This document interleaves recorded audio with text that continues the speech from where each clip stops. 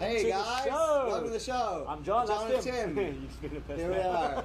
All right, in today's show, we are going to have Noah Arkfeld, former #1 Philippine champion surfer, on here to discuss the upcoming WSL QS 5000. Yep. And just a little bit about his life, an amazing guy, an amazing surfer. What else? We're also going to do Coop Corner, where we bring in people off the streets to ask us questions to improve your surfing. I think we've got a young French couple, so Yeah, look we forward do. to seeing what they hit at us this week. Okay. What else? And lastly, we're going to do Surf Things, which is our product review segment, where we're going to talk about fins. What, like longboard fins and twin fins? No, thruster fins. Ooh, can't wait. Let's get into it. Let's get into it. Oh, no. All right, DJ, roll the tape. We're going to talk about the biggest event of the year in Siargao coming up soon, the WSL qualifying series. 5,000 points this year, so this is, It's a big one. this is what everyone's excited for now, and to help us talk about this, we're going to bring in a real professional surfer And a local. and a local. The one and only Noah Arkfeld. Now the QS 5000, which means it's co-sanctioned with Australia and New Zealand. QS 5000, what does it mean to you? Big points and gonna be more competitors, so really excited for this one. Where in the world have you been, Noah Arkfeld? Well, I've been to a few places like Japan, El Salvador, India, Indonesia, so I've traveled a lot and surfed some really good waves. And, Australia! oh yeah, also Australia. In Australia was epic. How'd you find it? That's where I scored my first excellent score. Was it? You didn't get excellent here? No, not here. Damn, and what was it? I remember vividly what was that year's set. It was a massive, Oh yeah, that was massive all full over. rotation. on the massive right. full rotator. You actually made it onto the local It was on the news, in right? Australia there, right? I saw it. I think we're going to bump over to a quick clip of that if we can I'm get it. actually from the Philippines, Siargao Island. My home break is Whoa! All right. What's going through your head when you're going to go and hit a air reverse that big? When I was in my heat, I just wanted just to send it. Felt no pressure, just went for whatever I could do. When did you get into surfing? My first time to try it was 4 years old, Yep. but then I didn't really start surfing every day till I was 11 years old. That's when I started to surf more and watch more competitions, and then I'm going to be controversial now, is that people say the surfers in Siargao, they can only surf Cloud 9, but when you take them somewhere else, they don't know how to compete. Is that true? Is that not true? I don't think that's true because we've been traveling all around the Philippines for national tour, and we adjust pretty fast, I think. Okay. Surf breaks. Answer back from Right. Noah. All right, speaking about other Philippine surfers, Maramata Kong, when are you going to beat him? This year. This is the No, year. this is the year. This is the year. What happened last year? I think you guys were together in the Yeah, semis quarterfinals. or quarterfinals. I caught one last wave in 20 seconds Yeah. and got a good barrel and came out, did an air and didn't complete it. and Just Yeah. missed it by 1 point. Who are the big names you're looking out for? Probably Jarvis Earl Travis Earl. and Dane Henry. Yep. Yeah, those two are one of my favorite Australian surfers. So I heard that they'll be coming here this year. So Sweet. be excited to compete against them. Oh yeah, Bronson Mady. He's one of my favorite surfers. He's crazy. Working out for me is really important. I started going to CrossFit Siargao. I felt a big difference there. So You I'm grew into a man body really quick. Yeah. So I just want to know if you could give me and anybody watching some tips on how we can get more waves when we surf Cloud 9. Try to make friends with the locals and Right. they'll give you waves. Okay, yeah. I personally think that the Philippines has one of the best local surf crowds you'll find. Who do you look up to? Who do you idolize? It's actually Marama. Yeah. Yeah, Pitolido and Griffin Colapinto. Those two are my favorites. Hello? Oh, Hello? I'm filming a TV show. All right, guys, welcome to Kook's Corner with Tim and John. We have two beautiful, authentic surfers that we just pulled in off the streets. Can I get your name? Quentin. Quentin. Yeah. Nice to meet you. And Tiff And Tiff. All right, where are you guys from? from France. You're from France? And you also from France? Ça va? So, no, That's it for me. Comme si, comme ça. I'm out of French. All right, so how long have you guys been in Siargao? We arrived 2 days ago. Okay, and first impression? Super cool. Yeah? very good vibe. Nice. Yeah, super nice. And what brought you to Siargao? I mean, how did you find Siargao? You're coming from quite a far The far surf. away. The surf. Yeah. How famous is Siargao in France? Is it a daily? I mean, has everybody heard of Siargao or not yet? I think more and more. More and more. Yeah, definitely. Yeah. Are you from a surfing town? Are you from Biarritz or somewhere around there, or not? I'm from Brittany, so it's a surf region. Not Oh, in yeah. my town, but in the coast, it's like a really good spot to surf. So how long have you guys been surfing? And how often do you get to surf? So we are beginners. Okay, So perfect. we came here like just to improve and to surf every day. Well, we're here to help you. That's what we're doing here. So, John and I are both quite accomplished surfers, as people in Siargao know. Two of the Cloud9 masters right here, so you're very lucky to have us. Ask us a question, anything about surfing, and we'll try to answer it as best we can. Okay, I have one. How can we know that the good place to take the wave? The best way for that, so you have beach break, you have point break, and you have reef break, right? You're familiar with all those three? On a beach break, things will change around, shift a little bit.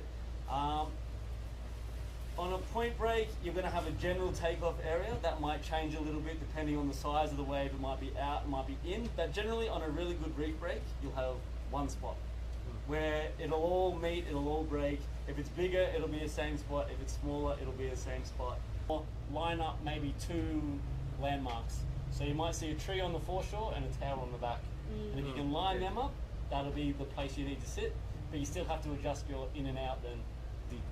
And then That's why actually it's always a good idea to get a surf guide. Yeah. Even if you think, and I'm not saying you guys, but a lot of people, I don't want to get an instructor, I know how to surf.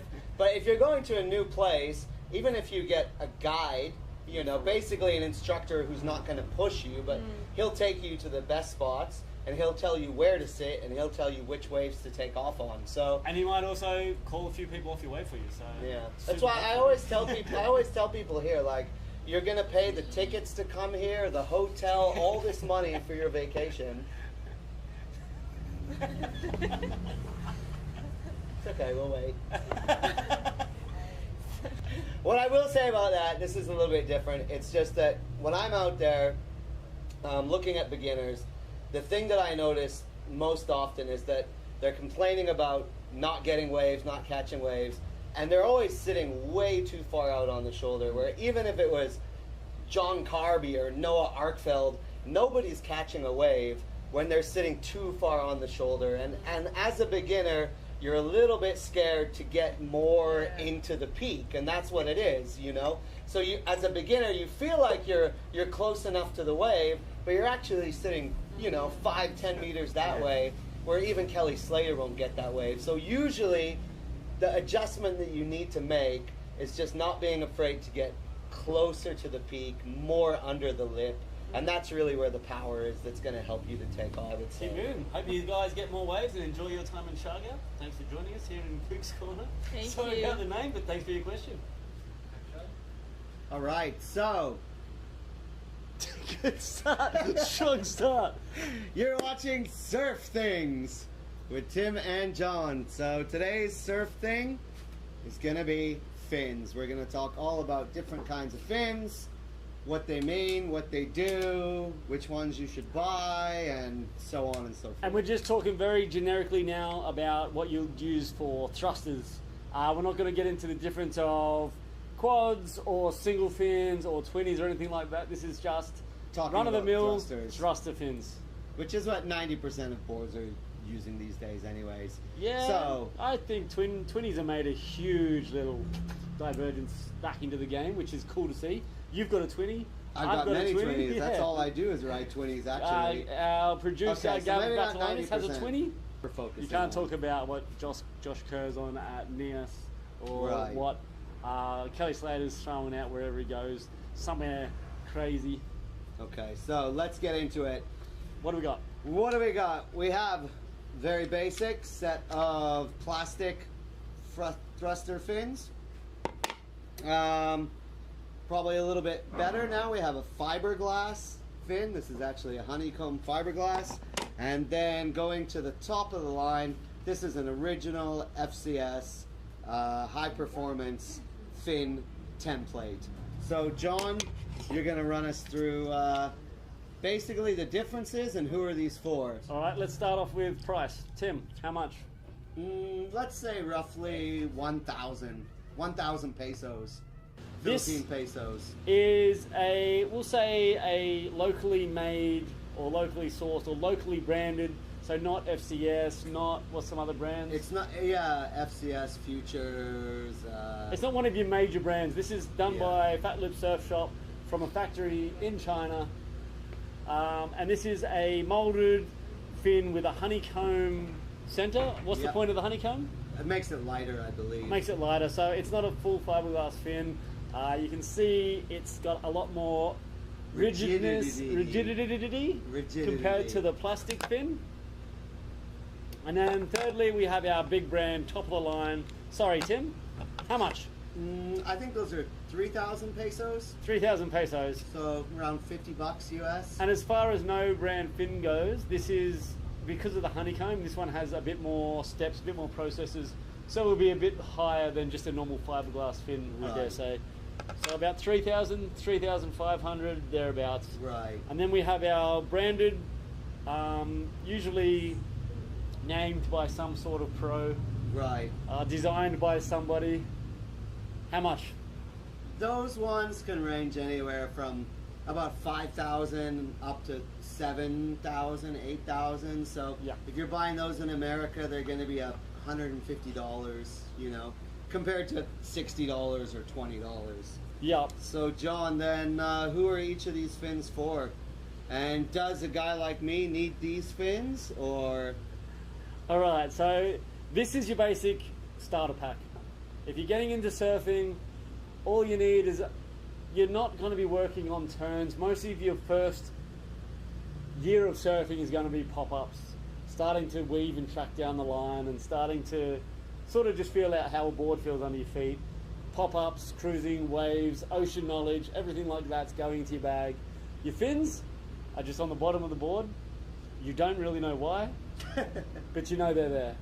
So these will help give you direction so your board's not going to slip around like butter. You'll see the bodyboarders out there, no fins on the bottom of their boards. They take advantage, they do spins, they use rail.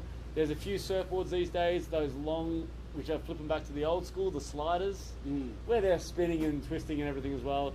These three fins in your board basically keep you going in the direction you want to be going. Right.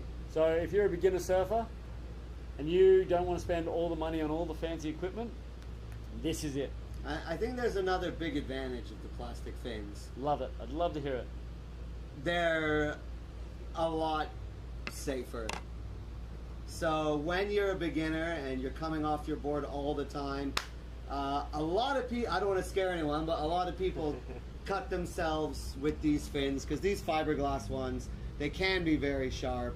And so when you're a beginner, it's actually safer to use the plastic fins. Like me one time, and I'm still a beginner, but I remember going over the falls, and as I was going over, my board flipped over, and I actually smashed my face right onto the fin box. Two of these just broke off immediately, and one of them left a little bit of a cut on my nose, but I was thinking, gosh, can you imagine if that was the hard fiberglass fins? I mean, I would have looked like the Joker by the end of it. So I think it's actually recommended for beginners.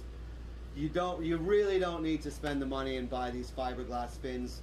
Just stick with the plastic ones. Absolutely. They're actually just easier to use and safer in the beginning.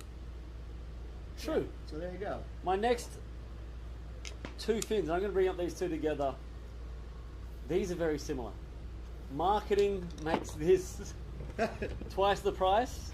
Your average surfer, and the reason you'd go from plastic up into this is as your surfing's advancing. See what Tim's doing now? That flex. So when you're going along the wave doing a turn and that fin's flexing, it's losing energy. It's losing power.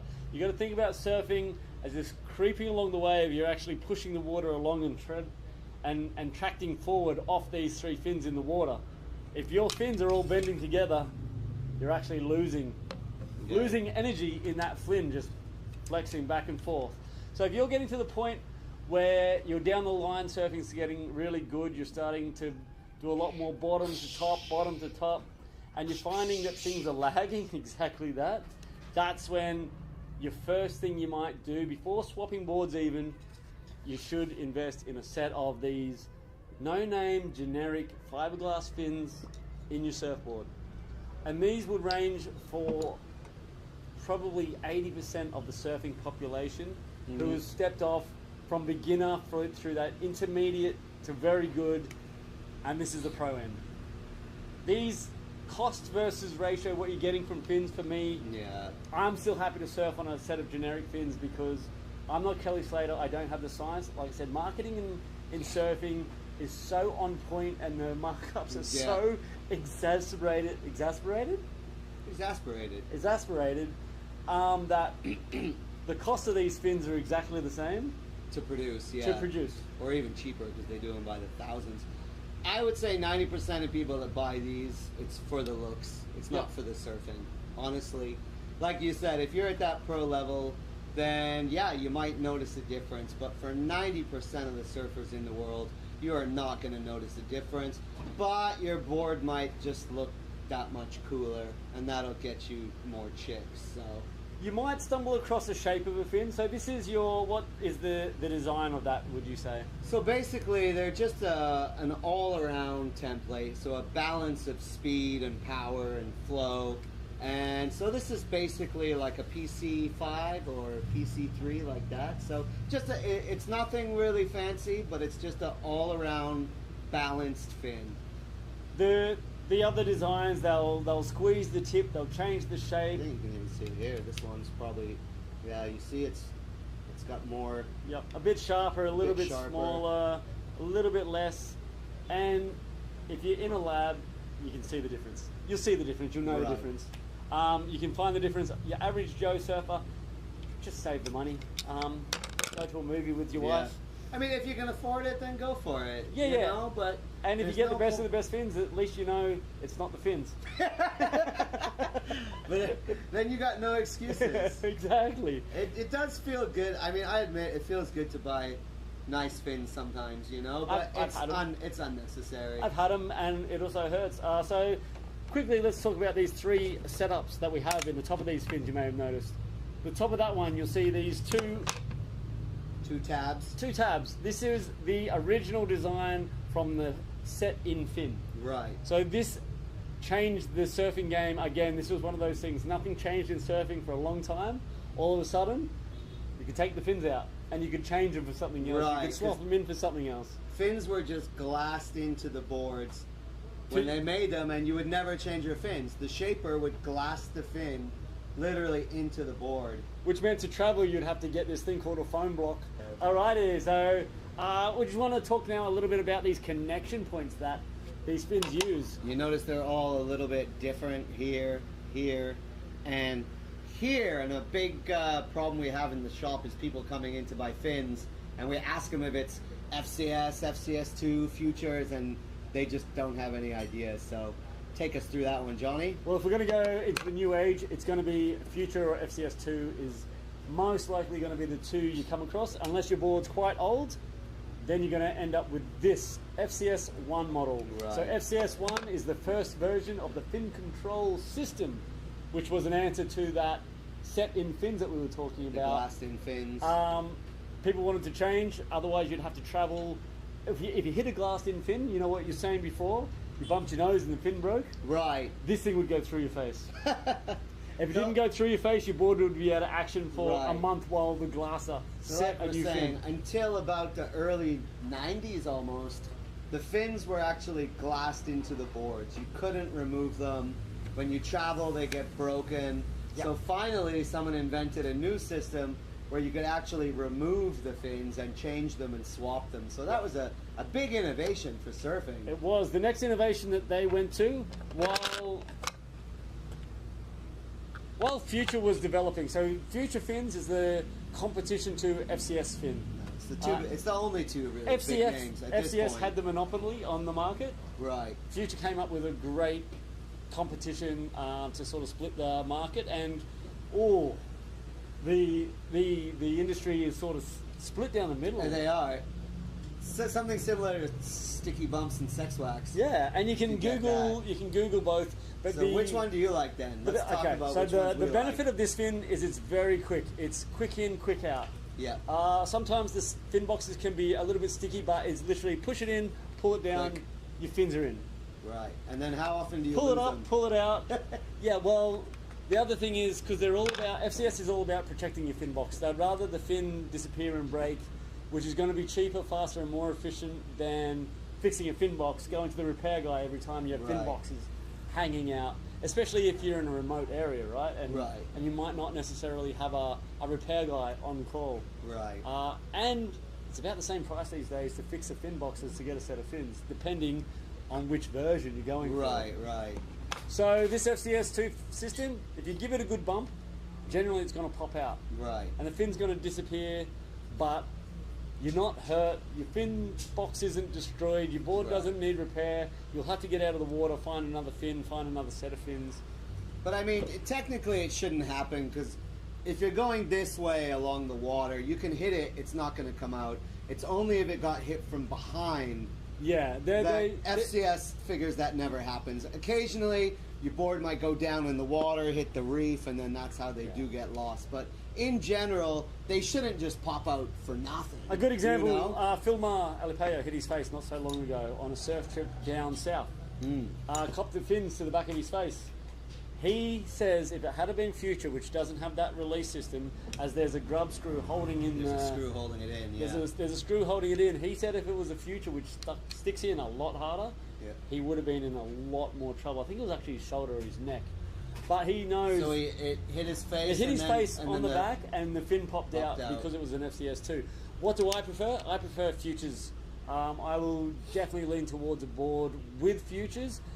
I've done, I'd say, a little bit of research. By a little bit of research, I mean YouTube research. Yeah, of course. And someone did a strength test on fin boxes. Right. FCS 1 didn't stand up to the test at all. FCS 2 was remarkably weaker than Future. The box. The box, Okay. like remarkably stronger. I happen to have a little bit of a heavy bottom turn, Right. so I snap a lot of fins. Moving into Future, I'm still snapping fins, especially if I'm playing around with fin systems like Twin +1. I'll snap a lot of fins just on a bottom turn because I'm either doing it wrong or I'm too aggressive or something. Yeah. But I will lean towards FCS Futures. Futures just because I like the strength and I like what it says. What about you, Tim? What do you want? Yeah, I'm there with you. I agree with you. For our rentals, for the boards that we rent, we're using FCS 1 mostly from our board shapers at A-Frame Surfboards in Cebu. Thank you to A-Frame. So we are using mostly FCS, but the customers keep breaking them and losing them, and every time we have to tell the customer, now you owe us 1,000 pesos. So we actually moved away from FCS 1 and we went to Futures because they are a lot stronger. We get less broken fins. But I do have to say that when FCS 2 came out, at first I wasn't really a fan. I thought it was just gimmicky, this pop in, pop out. But now that we've been using them for a few years, I do like FCS 2. But I just recommend that even though it is that pop-in system, you can still add a screw in there, and then that'll just make it a bit more secure. Yeah, peace of mind that you're not going to Bit peace blow of away mind, yeah. 7,500 to 8,000 pesos Right. for duck diving too deep. So I do like FCS 2, but with adding a screw in just to make sure you're not going to lose it too often. Epic. And that's how I go. That's Surf Things. That's John Surf and Things Tim. with John and Tim's. Hope you learned something. You. Tim. Great episode. That was End a lot of episode. fun. That was a lot of fun. Nice chatting with Noah. Man, that guy is getting somewhere. He's- You know, when you see that X factor in someone, I think he's just a kid that gets it. Yeah, well, when you've seen someone coming along since, you know, being a teenager to now, it's impressive to see his journey. And he's such a nice guy, you know what I mean? He's a nice guy. He's respectful. He's just a pleasure to be around. And then Yeah. you hit the water, and he's still that nice guy, but he's 6 foot above you, throwing a like mental air. Still one of the only guys that gives me waves in Club 9. That was cool. Thanks for that. Had a great time. We talked to that lovely French couple and gave them cool. some advice on how to get How and where to be. positioned better in the waves. Yeah, so I look forward to doing this again. We've got another one coming up. I think we should shout out right now to producer Mahi Media, who helped put this together for us. Like the and fish. Our major supporter, Fat Lips, who have made this thing possible and gets to give us a platform to carry on like fools for a limited amount of time.